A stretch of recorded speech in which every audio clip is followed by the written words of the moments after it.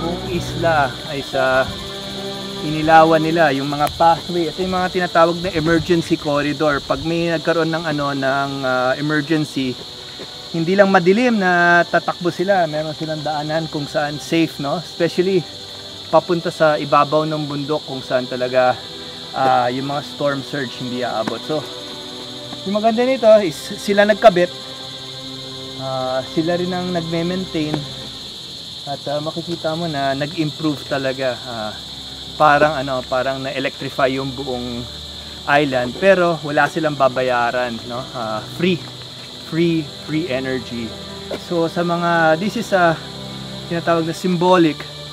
If we can do it in Naburot, we can do it to any of the islands that are living in tinatawag na energy poverty. Wala talaga mag-invest sa kanila na magkaroon ng ilaw.